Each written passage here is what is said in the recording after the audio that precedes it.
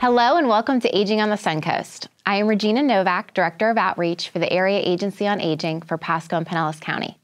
We are excited to bring you today's episode on aging and caregiving.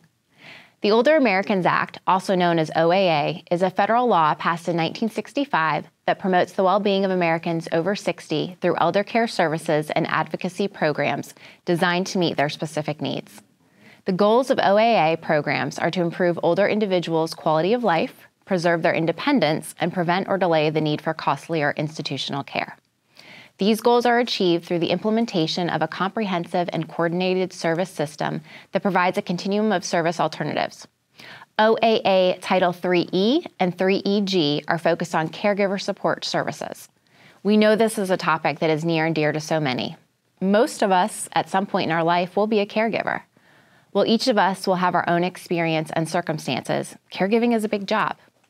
It has its challenges and its blessings.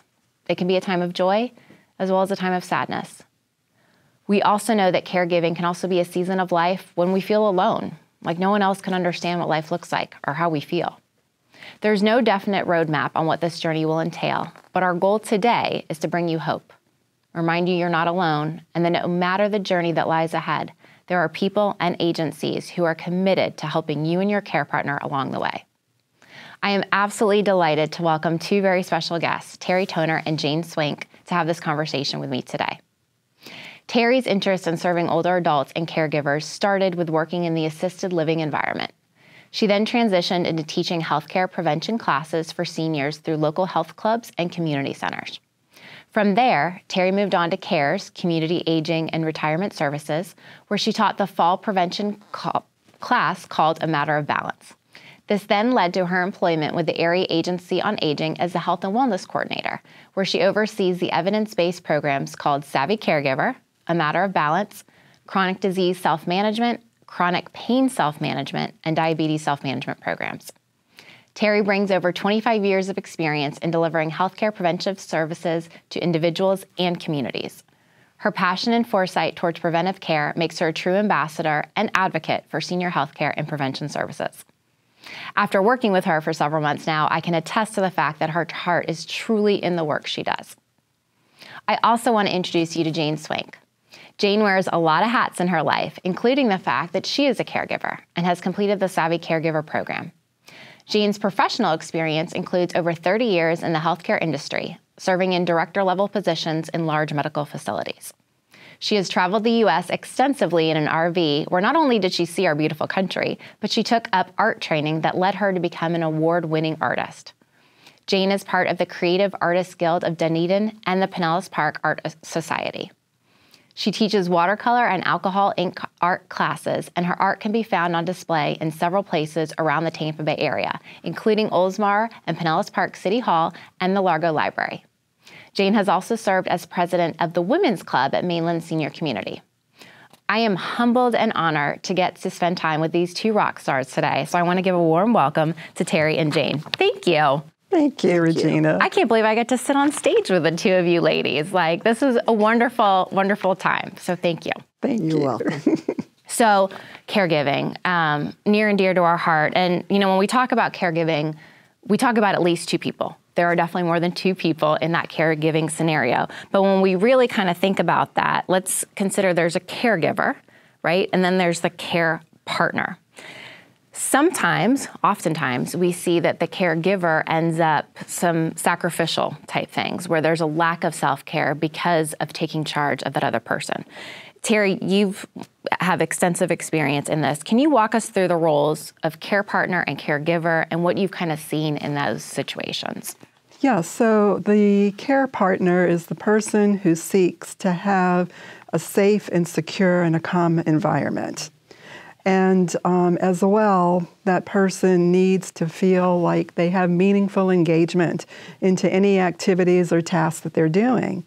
The caregiver is typically the person who is providing that engagement, that meaningful engagement, which we call in the Savvy Caregiver program contented involvement.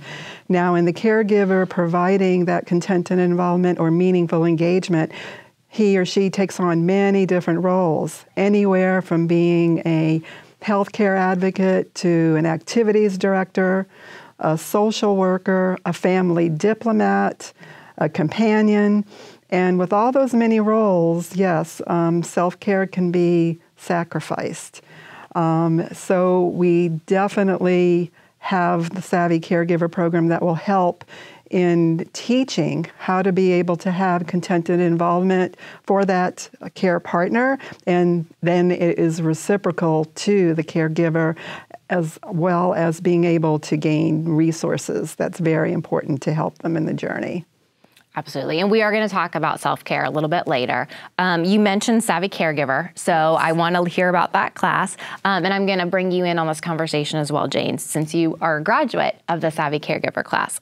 So Terri, I do want to start with you first. First, who is eligible to participate in this program? And can you give us sort of a brief overview of some of the tools, some of the highlights that, if I'm a caregiver, I could expect to learn in this class? Yes, absolutely. So the eligibility is for a caregiver who is taking care of anyone who has any kind of memory loss or dementia-related disorder. Now, it does not have to be an official diagnosis, but their caregiving is related in some way to that memory loss. The person that they're taking care of has to be living at home and at least age 60. So those are the credentials to be able to participate in the course. And the highlights, there are so many. The first thing that we like to teach everyone is to understand all of the different dementia-related disorders and Alzheimer's. What are the different changes that are going to occur, or the stages of change that are going to occur through the process of that dementia-related disorder? How to be able to match a person's remaining skills and strengths to where they are in that disorder. And then also really important with those tasks is to be able to understand how much they might have to break down that task that the care partner is able to be engaged in. The other thing is sometimes there's very difficult decisions that need to be made. So we actually have a quite sophisticated tool that is easy enough to use to help in the process of making a hard decision that a person can't figure out. And then finally, the resources that can be available. There's a great aspect of the course that we are sharing with one another, right? We are applying the tools. It is live because you're taking care of the person. So we're sharing the tools that we learn and finding out what worked, what didn't work. So we gain a lot of insight that way. And then, of course, with the different resources that we supply in the program, to be able to also balance that with the importance of self-care for the caregiver. You create like a network of people, like there's solidarity in that, in what you just described. I love that, bringing that community together, because we said before, people feel alone. They're not alone. Exactly. And that's what we love about the class, the fact that you're gaining tools, you're able to apply them. Our teachers ask you the next time, how did it go? Did it work? What didn't work? What were your successes? Did anybody else have that same type of situation that they encountered, the same thing? So the aspect of feeling alone is greatly diminished by participating in this program. I love it. And Jane, you took the class. I did. You're a graduate. Can you share, based on what Terri gave us on some of those highlights, can you share a little bit about your experience, maybe 1 to 2 things that really stood out to you and resonated with you with your care partner? With my care partner, yes. One of the things we focused on initially was she was focused on her prescriptions. And so I designed a spreadsheet so that she could see what drugs she was taking, the amount, and how many times a day. And then she looked at the sheet the next time I came, and she wanted to know who the doctor was. And then the next time I came, she wanted to know what was the purpose, why am I taking this drug? And so I designed a sheet so that she could carry in her purse, and one for her refrigerator, which happens to disappear every time I go to her apartment. But those are the things that happens. Sometimes they hide things. Like I found her computer in her dresser drawer, and initially her prescriptions were in disarray. Now I have a locked alarm box for her prescriptions, and a time is set. When the timer goes off, the mechanism turns, and she has access to the AM pill or the PM pill. So that's working really well. So there's different things out there that you can do. For those who have peripheral neuropathy, because sometimes they lose the sensation in their hands and feet. She was having difficulty holding a spoon, so I went to the dollar store and got hair rollers.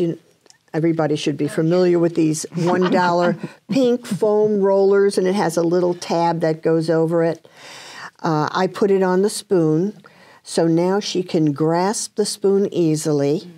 You can put a pen in there.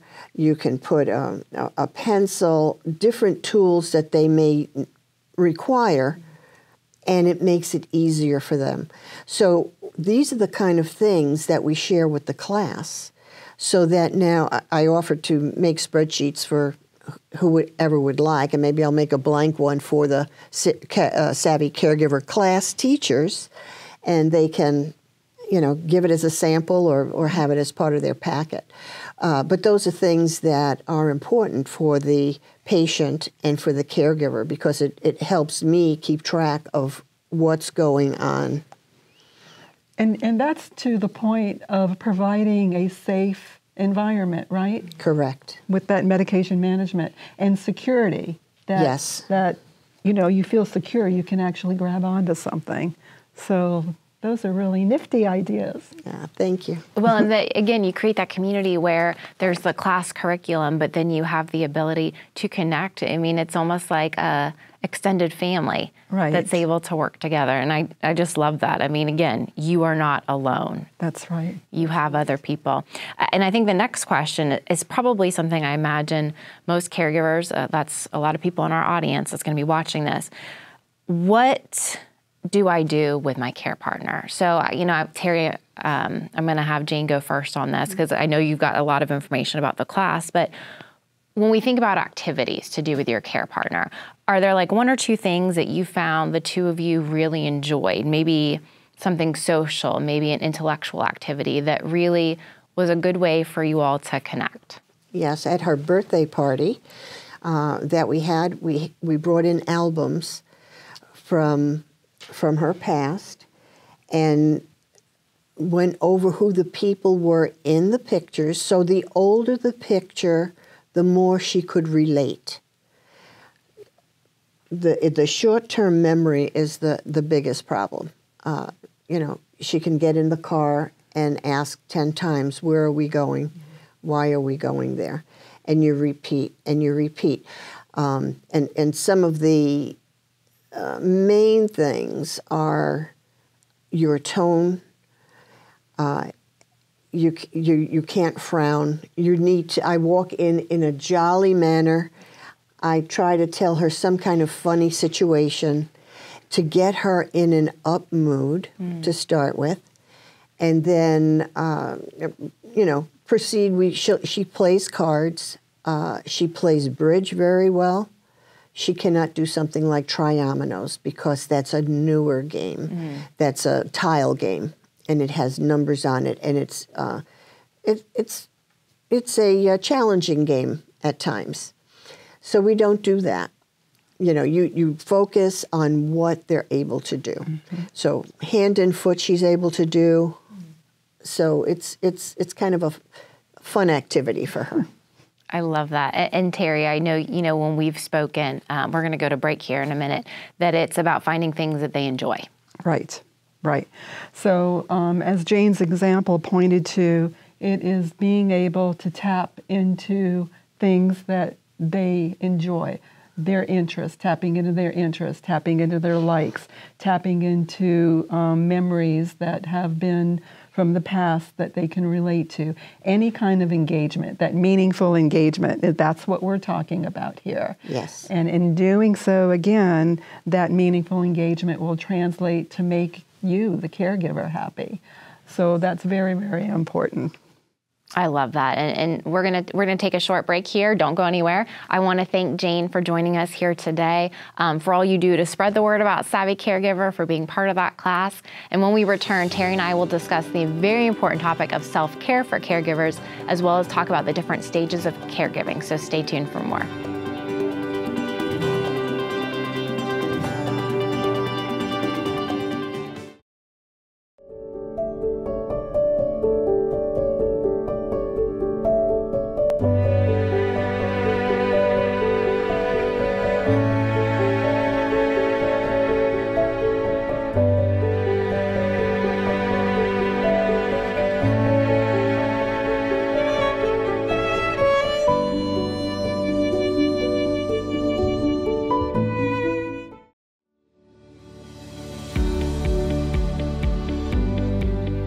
For people with diabetes who refuse a shingle vaccine, I talk about the importance of receiving the shingles vaccine. I talk a lot about what the experience is having shingles, and a lot of times they'll also tell me about somebody they know who had shingles. And so we talk a lot about the importance of preventing shingles, the pain associated with shingles, and then the duration of having shingles once you actually experience that. So when we talk about a couple of examples like that, people usually feel better about starting the shingles series.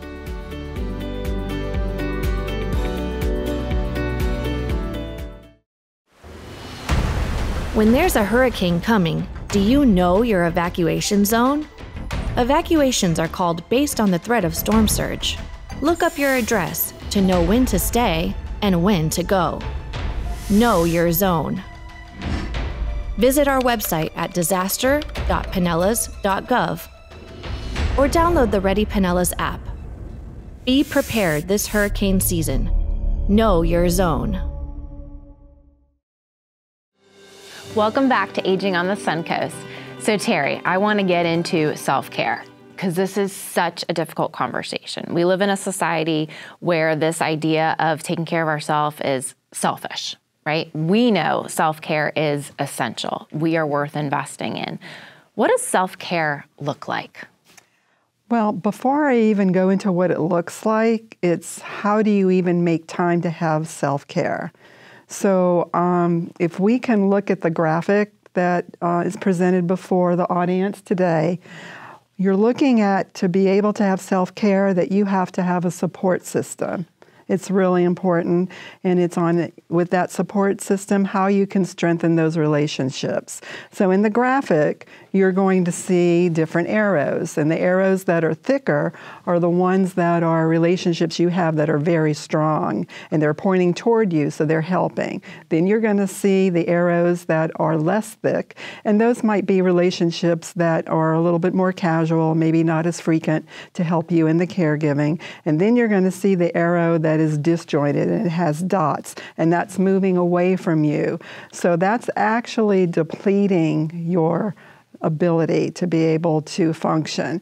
So you have a decision right there. Number one, can you go ahead and reinforce that person to be able to help you in the caregiving? Can you give them specifics to help them? Are you getting feedback from that person on what worked, what didn't work? And if you are supplying that and you feel that the relationship is just not working with your care partner, then that's something that's depleting you and is going to sabotage your self-care. So along with strengthening those relationships, you also have to have professional resources, and that's the other graphic that you're going to see, is what other professional resources, just to give you an idea of what else is available.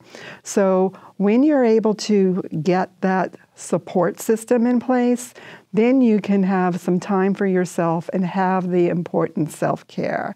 And yes, if you as a caregiver feel guilty at all, please know that in taking care of yourself, you're going to be able to better take care of your care partner, right? And in learning how to provide self-care for yourself, just like you're planning for your care partner, you have to plan for that self-care for yourself.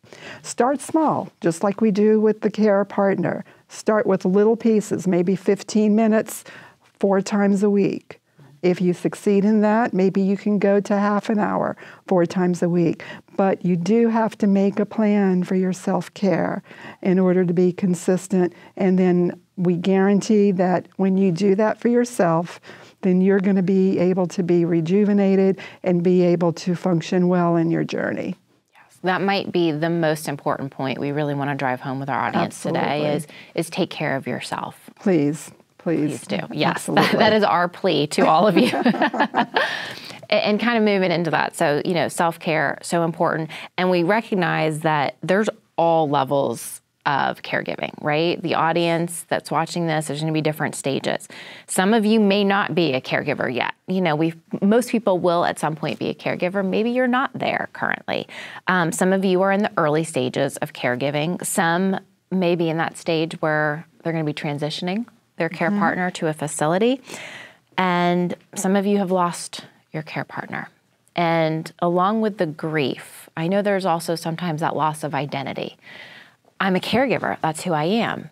And then all of a sudden, I'm not a caregiver because that person is no longer under my care. Right. Can you walk us through that experience? And again, with all of your years of experience working with people, what kind of words of comfort and hope can we extend to those people that are on that recent journey of, I'm no longer a caregiver? Yes, so we all know that there's transitions in life, and even more so with the journey of caregiving. So if you as a caregiver are experiencing that transition, also if it's getting to that late stage, and if you're a person who actually have your care partner being lost due to that disorder, emotions will run up and down. We know that. And that's why referring to the support system that you have in place, you need to be able to talk about those emotions. You need a support system for yourself in that journey and through that loss, if that is what has happened for you. So, if you can have at least one or a couple of people that you trust, that you can share with, then you're lessening that burden on yourself, and then you'll be able to perhaps gain your identity even more so back because you'll have people to support you. Yes, and I think, going along with that, it's an important opportunity. We know this, but to remind our audience that under the Older Americans Act, Title 3B, one of the supportive services that is funded is mental health counseling. So that's one of the services that you can get connected to through our helpline. That number is 1-800-963-5337. That number is going to be showing up on your screen, and keep it. Right? You may need it at some point. So we've talked a lot about resources, and we're not going to spend a lot of time talking about it because the audience is able to see that. So in the show notes to this episode, you're going to see a list of a lot of resources. Terri was kind enough to supply me with things that I didn't know existed, so I appreciate that. So at any point during this episode and you see something on your screen, feel free to pause it, write that information down. The bottom line is you are not alone. That's right. And we want you to believe that and to hear that. As we kind of wrap up today's episode, I want to leave with some advice for our current caregivers, specifically those who are kind of in the early stages, right? Mm-hmm. This may be very recent. There is no defined journey that caregiving looks like. We don't know time frames. We don't know how disease will progress. All of this is very individual. For those who are kind of starting out on the journey, what tips can you give them to move forward with? Absolutely. Please don't feel like when you're presented with an opportunity that you don't need it, an opportunity to have help. Early in the journey, you may feel like I'm doing just fine. I don't need any help. and we're contented in what we're doing. But things change. And like you said, Regina, we don't know when things are going to change. So having this plan in advance, being able to investigate resources, being able to talk to people, being able to actually make that phone call and just get an idea. Preparation is everything. I will tell you, when I talk to people about the Savvy Caregiver program, there's 3 responses. Number 1, thank you, no thank you, we're just doing fine. There's also, I'm sorry, I don't have time, I don't have the resources I had before, and I am now the only caregiver. And then the last thing is, oh, thank you so much for telling me about the program. I wish I would have known about it before, earlier. So please, we implore you, check out your resources. There are plenty of available. And I'll give you just a quick story. I saw this firsthand. My neighbor, Norma, her husband had a dementia-related disorder, and I saw the process. As it got to be a little bit more, she, at the very beginning, early onset, she simply just kind of protected her husband from everything. As it got worse, she was still doing the same thing. That's what she knew to do. She was the sole caregiver. She felt like she could handle it. I couldn't even talk to my own neighbor because she would whisk him in and out of the house. And he could have used that engagement. Thankfully, she learned she was getting depleted. She got some help, and it made a big difference to her before the end of the journey. So yes, please, even if you're early in the journey, even if you feel you're doing okay, get your resources together, get your plan of action, get your family involved, the ones that are supportive. Right. And that way you'll have more success for the journey. I love that, and I kind of wanted to chuckle earlier, like I don't have the time. Right. We need to learn to make the time. That's kind right. of part of the preparation, and realizing that, what was normal, this is a new normal. Right. And new normal might happen multiple times throughout that journey. So I think as we kind of wrap today up, and I appreciate so much your time, grace is the word that's coming up for me. Giving ourselves grace. Yes. Giving grace to our care partner. Yes, absolutely. Well, Terri, thank you so much for joining us today. Having you and Jane on to have this conversation was just delightful. I just have so much admiration for the work that you do, and just excited that we can bring this information to everybody. Thank you, Regina, and I'm glad that we could be here, and we hope that these tips and resources help you. Absolutely, absolutely. So if you are a caregiver who wants to do better than just managing a situation, please contact us. If you know someone who is a caregiver and would benefit from taking the Savvy Caregiver course or other resources available through our helpline, please connect with us through the information you see on your screen. You can visit our website at agingcarefl.org and look under the tab Caregiver Support to find out about upcoming classes, or you can call 727-570-9696 extension 160. If you have taken the Savvy Caregiver class, please share your experience with friends, family, doctors, members of your faith community, anywhere you can, so we can continue to support caregivers on their journey. No one should feel alone when there's a community around you ready to help. I also want to remind all of you that the Area Agency on Aging of Pasco-Pinellas County helps connect seniors, caregivers, and adults with disabilities to a variety of programs and services. The starting point is to call our helpline at 1-800-963-5337. Our incredible staff can connect you with resources like mental health counseling, respite care options, evidence-based programs such as Savvy Caregiver, transportation, home-delivered meals, home care, incontinence products, legal services, and so much more. Many of the programs do have wait lists as well as eligibility requirements, but even if you don't qualify for financial assistance with these resources, we can connect you to vetted and reputable organizations that could be part of your plan moving forward. We hope you learned a great deal from this month's broadcast and that you will join us for future episodes. Thank you for tuning in, and we'll see you next month with another installment of Aging on the Suncoast.